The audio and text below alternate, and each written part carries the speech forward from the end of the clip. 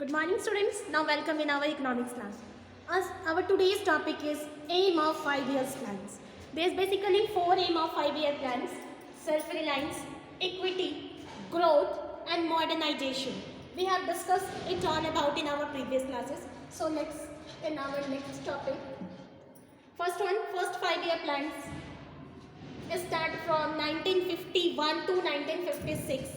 First 5-year plan 1951 में start हुआ जो कि 1956 तक चलाया गया और इसको हैरोल्ड डॉमर मॉडल भी कहते हैं। इसमें बेसिकली 3 पॉइंट्स पे फोकस किया गया। First one agriculture, second refugee and third is food sufficiency. Agriculture that means development in agriculture, production को इंक्रीज करना। रिफ्यूजी का मतलब जो लोग एम्प्लॉयमेंट के लिए अपनी एरिया से दूसरी जगह चले जाते हैं उनको रोकना।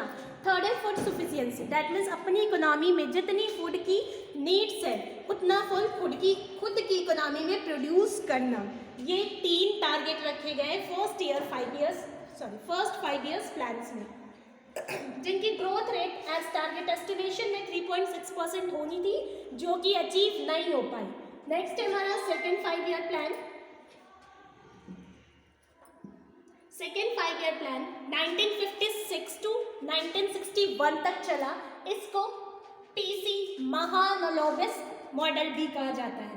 इस प्लान में सेकेंड 5-year प्लान की ग्रोथ रेट 4.1% एस्टिमेशन रखा गया, लेकिन ये भी अपना एस्टिमेशन रेट अचीव नहीं कर पाई। इस सेकेंड 5-year प्लान में मेन फोकस किए गए इंडस्ट्रियलाइजेशन पर, इंडस्ट्रीज की डेवलपमेंट पे फोकस किया गया हमारे सेकेंड 5-year प्लान्स में, जिसको पीसी महालनोबिस मॉडल भी कहा जाता है। थर्ड 5-year प्लान 1961 से स्टार्ट हुआ जो कि 1966 तक चला और इस प्लान को गाडगिल प्लान कहा जाता है। और ये गाडगिल जी जिनके नाम पे पोस्टल स्टैम्प्स भी बनाए गए थे। और इस प्लान की फेल्योर होने के 2 रीजन थे कि इस टाइम ड्यूरेशन में इंडो चाइना वार भी हुआ था और इंडो पाक वार भी हुआ था, और ये दो वार होने के कारण ये जो थर्ड 5-year प्लान था वो पूरी तरह से फेल्योर रहा। और इसके फेल्योर होने के बाद नेक्स्ट कोई भी 5-year प्लान नहीं लाया गया, क्योंकि यहाँ पे जो सफिशिएंसी थी, जो बेसिक नीड्स थे वो भी फुलफिल नहीं हो पा रही थी। इसके बाद प्लान स्टॉपेज किया गया। उसके बाद फिर आई कुछ एनुअल्स प्लान।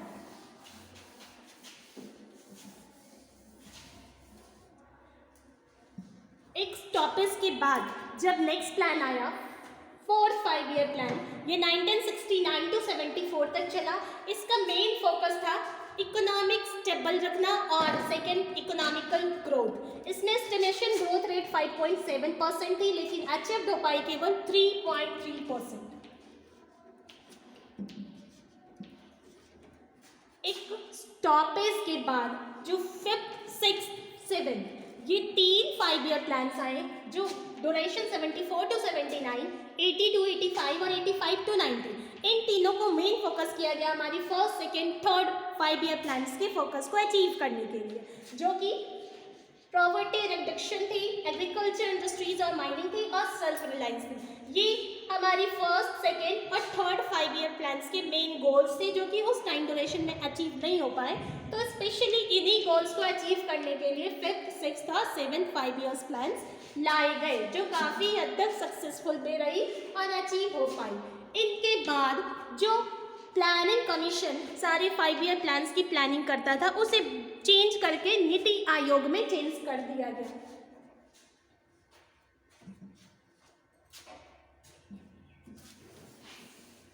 इसके पहले जो 5-year प्लान्स बनते थे वो बनाती थी प्लानिंग कमीशन ऑफ इंडिया, योजना आयोग, भारतीय योजना आयोग, जिसका एस्टेब्लिशमेंट 1950 में हुआ था जवाहरलाल नेहरू के द्वारा। इसे चेंज करके नीति आयोग में बदल दिया गया 2015 1 जनवरी को प्रधानमंत्री नरेंद्र मोदी जी के द्वारा। इसके बाद एक और योजना आई जो कि हमारे 9th 5-year प्लान में इंक्लूड किया गया, LPG मॉडल,